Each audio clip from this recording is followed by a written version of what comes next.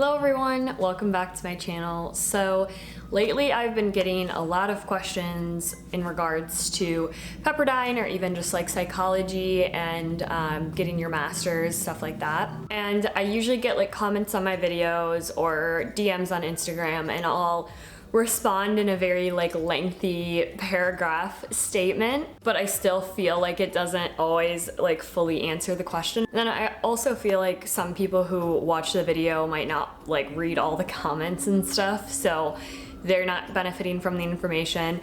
So I figured, like, since I've gotten a good amount of like questions in regards to that stuff, probably because it's like the time of year people are applying, I would just film kind of like a Q&A type video.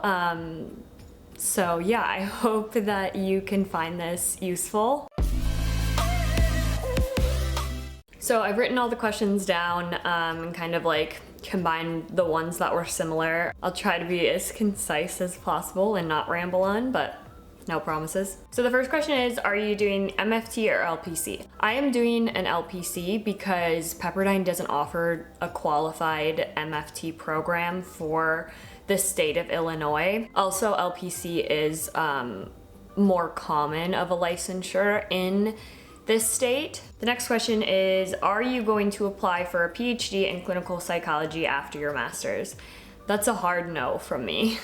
I've realized that I'm not like a big school person. Honestly, it's been really hard for me to even get through the master's program. I did once upon a time, before I applied, think of doing like PsyD, which is the Doctor of Psychology, as opposed to like Doctor of Philosophy in Psychology. And the reason that I preferred that is because it was a little bit more like clinical related as opposed to just like research, and I am not a fan of doing research. But after like I'm not quite done, but in December I'll be done with the master's program, and I'm definitely done with school. I can't go anymore, and I've never really been interested in a PhD anyway. Next question is, can you do the online program from out of state? Well, yes, because obviously I'm in Illinois and Pepperdine is based in California. There are a list of states that you can find on your website, and I think I put it in one of my like previous videos as well, of which states that it does qualify for, because it is different. But in short, the answer is yes, you can do it out of state, but you just have to make sure your state qualifies. Next question, did Pepperdine not help find your practicum? Also, are your sessions done online?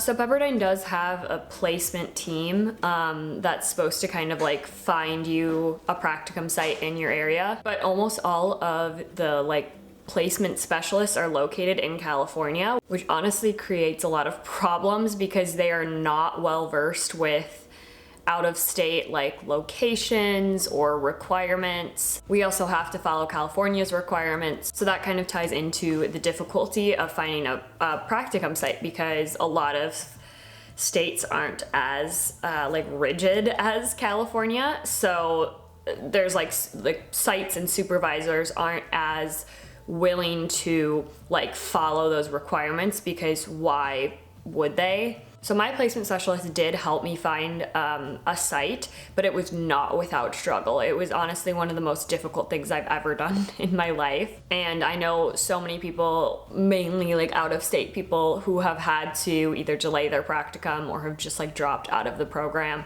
or just like they found a site but they had to do everything on their own. So that is like a huge problem area in the program that it seems the faculty are well aware of, but we'll see if any changes are made. It doesn't seem like there has been as of yet. But the other question was, are your sessions done online? Yes, most of my sessions are done online, but that is not super common. I would say like 90% of the students that I know are in person, and my site is hybrid, but it is very far, like it's a long commute from my house. And so luckily my site's being like very gracious and flexible with me and allowing me to do most of my sessions online, but I do have to go in person for certain meetings or whatever. Did you relocate? Why or why not? If not, would you? Well, I didn't relocate for the program. I had already lived in Chicago before I started the program. I mean, I assume that it means like relocate to California.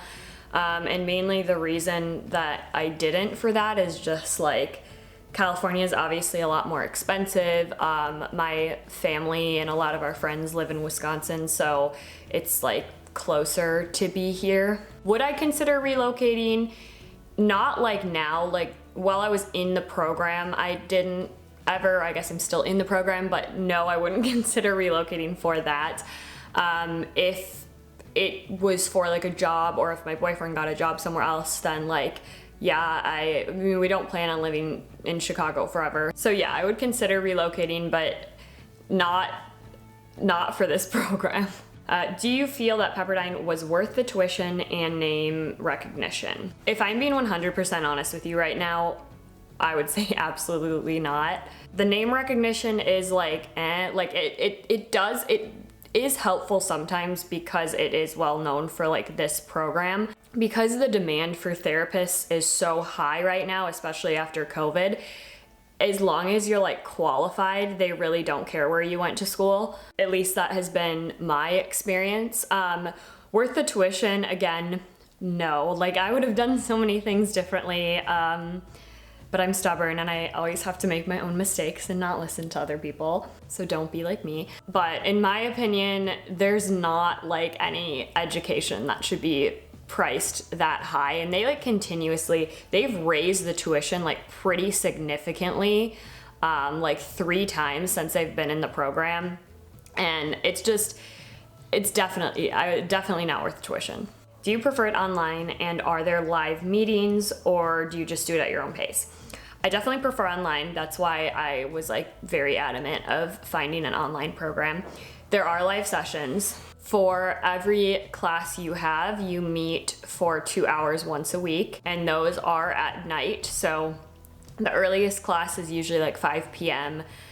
Pacific time, so that's like 7 my time. So I don't love that because I'm not a night person. And then there is also like asynchronous work that you can do on your own time, as in like you have to do a module each week. So you're given a due date, but it's not like you have to do it with, it's not like a synchronous thing. Really, the only synchronous thing is those live sessions that are once a week. Do you want to continue your education there, or are you going to change university? I mean, at this point, I'm going to stay at Pepperdine. I only have like 4 more classes. Technically, I'm like halfway through this term, so like after this term, I'll only have like 2 more classes to take. So yes, I'm definitely going to just like finish out the program. And to be honest, because of the way that transferring credits works, even when I was like halfway through and I was seriously considering transferring out, when I was having trouble finding a practicum, only like half of my credits would have transferred. So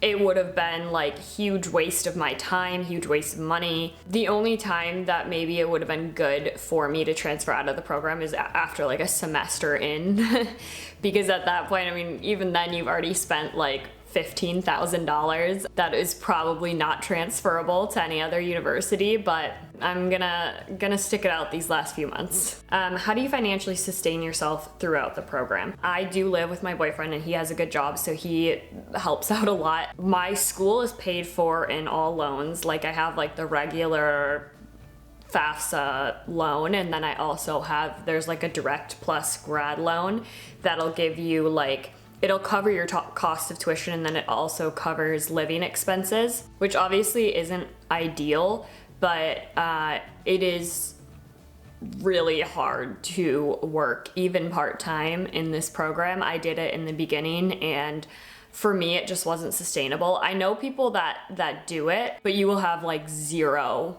free time if you do that, especially if you're trying to manage like practicum as well. Someone said, I was curious if you were able to transfer over any credits for foundation courses from your undergrad.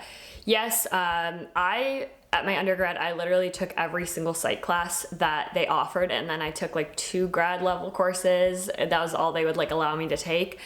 So I really thought I was like setting myself up good for grad school, but Pepperdine only accepted 2 of those classes. I think like the most you can get waived is 3, but yeah, I did get 2 classes waived. Is Pepperdine considered a degree middle school?